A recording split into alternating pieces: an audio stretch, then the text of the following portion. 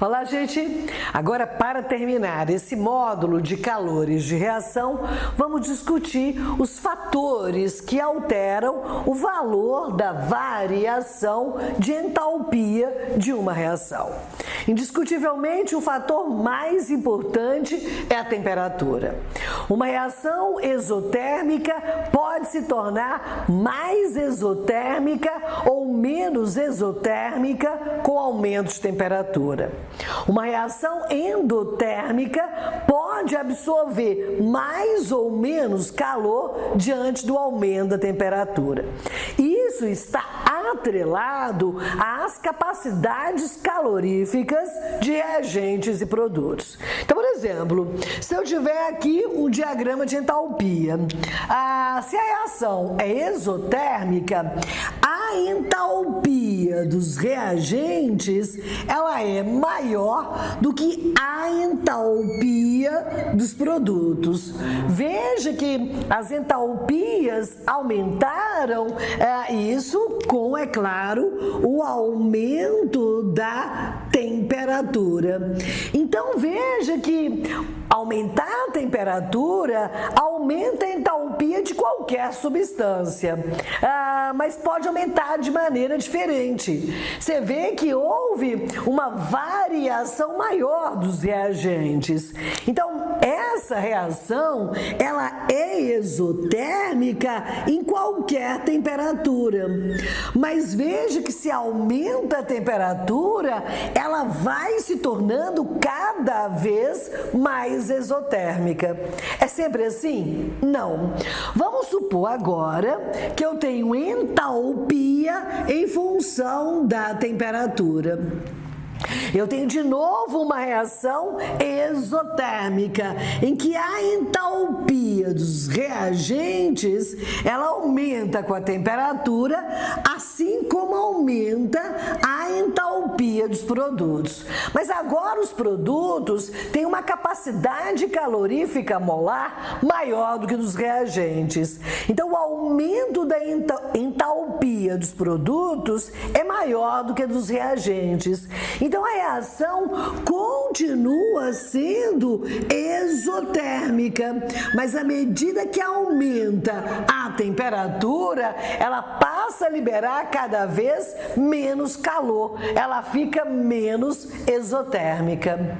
Se a reação for endotérmica, eu posso fazer o mesmo raciocínio. Aqui entalpia em função da temperatura. Então, aqui eu tenho os reagentes e aqui eu tenho os produtos.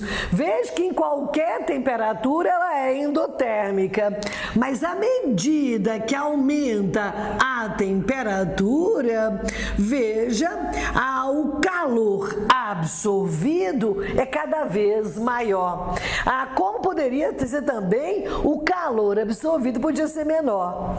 Então, nós temos uma equação já discutida anteriormente, que é a chamada equação de Kirchhoff, que me permite relacionar a variação da temperatura em variação da entalpia em temperaturas diferentes. Vamos recordar, a variação de entalpia numa temperatura maior é igual à variação de entalpia numa temperatura maior, mais a variação das capacidades caloríficas na reação, vezes a temperatura maior menos a temperatura menor. A equação de Kirchhoff é extremamente útil para verificarmos o efeito da temperatura sobre a variação da entalpia da reação. O ΔCP tanto pode ser positivo quanto pode ser negativo. Então, a temperatura vai, na realidade, alterar alterar sempre a variação da entalpia de uma reação química. Um outro fator é a pressão. A pressão, ela influencia muito quando os participantes são gasosos, porque quando os participantes são gasosos, a variação da pressão altera suas entalpias. Então, na verdade, a pressão influencia as reações químicas, influencia a variação da entalpia das reações químicas, mas quando elas são reações com a participação de gases, influencia a variação da entalpia de reações com participantes gasosos. Se os participantes forem sólidos ou líquidos, a pressão só vai alterar a variação de entalpia quando ela for muito elevada, quando for acima de 2.000 atm, né? Uma coisa até 2.000 atm. Então, em geral, só influencia mesmo se tiver participantes gasosos, porque aí quanto maior a pressão, a entalpia do sistema vai ser maior. Então, a pressão, temperatura sempre afeta a pressão só quando os participantes forem gasosos, porque alterar a pressão de um gás é alterar a energia que ele armazena. Agora, vamos ver outros fatores que influenciam a variação da entalpia de uma reação química. Quantidade de reagentes e de produtos. Isso influencia muito porque a entalpia é uma propriedade extensiva da matéria. Por exemplo, se eu queimar 1 mol de hidrogênio, veja só, se eu queimar 1 mol de hidrogênio para produzir água líquida, a quantidade de energia liberada, veja só, é igual a menos 242 kJ. Mas se eu queimar 2 mols de hidrogênio, a quantidade de energia liberada, ela vai ser maior, vai ser o dobro. Porque nesse caso, queimou o dobro da substância. Vai liberar 484 kJ. Então, quanto maior a quantidade de combustível que você queima, por exemplo, mais energia é liberada. Então, a variação de entalpia, ela depende das quantidades de substâncias? Depende, né? Porque é uma propriedade extensiva da matéria, é uma propriedade que está relacionada a uma quantidade de matéria.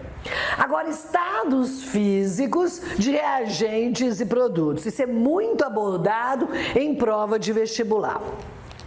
Vamos considerar, por exemplo, que eu vou queimar benzeno. Benzeno C6H6 líquido, eu vou queimar benzeno líquido, vai reagir com oxigênio e vai produzir 6 mols de gás carbônico mais 3 mols de água que eu vou produzir agora líquida. Veja que balanceando, veja só, eu vou colocar 2 vezes 6, 12, mais 3, 15, aqui é 15 sobre 2. Então, se eu fizer aqui um diagrama de entalpia, vamos colocar os reagentes e os produtos. A reação, é claro, é exotérmica, então a entalpia dos reagentes, veja, ela é a C6H6 líquido mais 15 meios de oxigênio. E essa reação vai produzir água líquida, vai produzir 6 mols de gás carbônico mais 3 mols de água líquida. Veja só. Então, essa reação libera esta quantidade de energia que eu vou chamar de ΔH1. Mas, se essa água produzida for gasosa, veja só, a entalpia da água gasosa é maior do que da água líquida.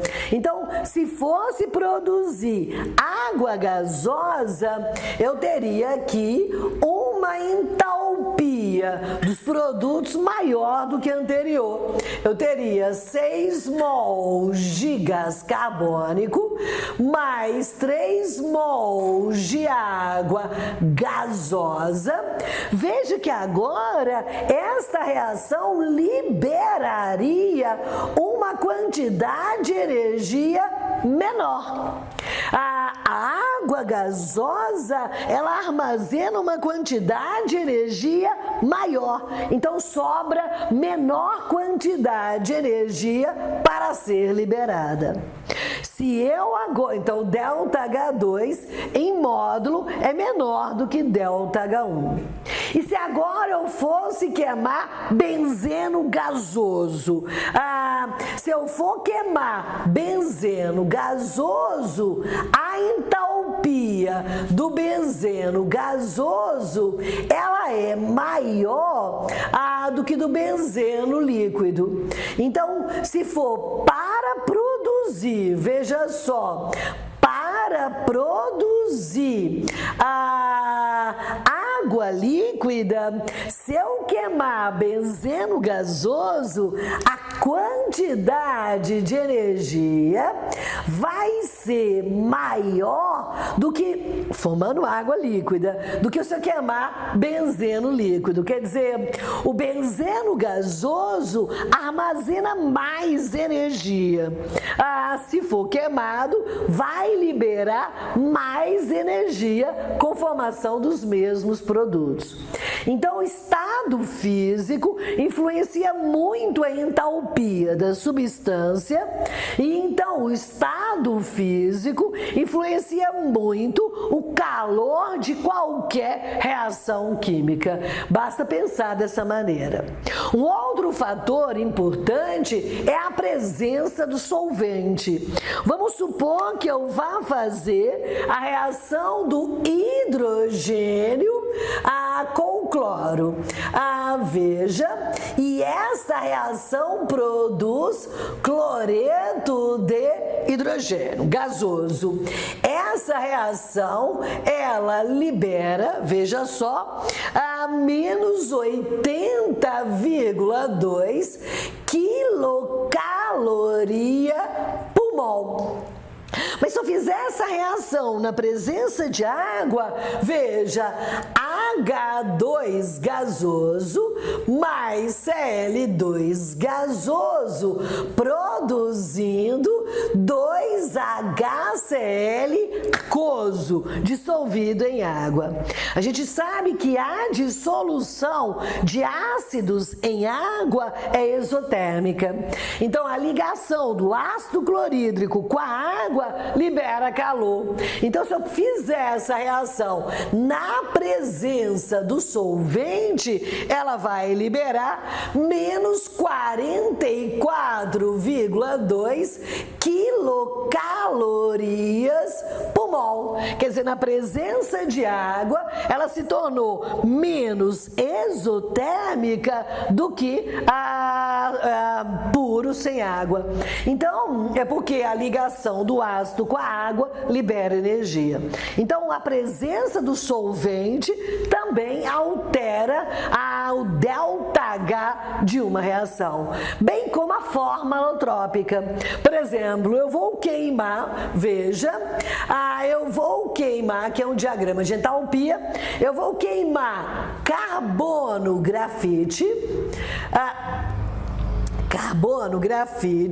e vou queimar carbono diamante.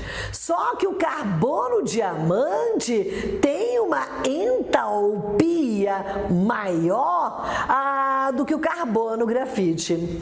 Então aqui eu tenho carbono grafite mais oxigênio. Se eu queimar as duas formas alotrópicas do carbono, o produto formado é apenas gás carbônico. Então, a queima, veja só, a queima de 1 mol de carbono grafite vai promover a liberação de uma a queima do carbono diamante vai promover a liberação de uma quantidade de energia maior do que se eu queimar, veja, 1 mol de carbono grafite. O estado alotrópico influencia a energia que um sistema armazena e, com isso, influencia a quantidade de energia liberada ou absorvida durante qualquer reação química. Então, veja só que os fatores que mais influenciam a variação da entalpia de uma reação química é a temperatura, a pressão só para sistemas gasosos, a quantidade de reagente e produto, os estados físicos de reagentes e produtos, a presença do solvente e ainda as diferenças de estados alotrópicos. Com isso, então, gente, eu terminei a proposta do módulo 10 da frente B do volume 3 e aí agora vocês já podem fazer os exercícios de revisão desse módulo. Então, até a próxima aula, que será continuando termoquímica sobre lei de Hess, o módulo 11. Tchau, gente, e até lá!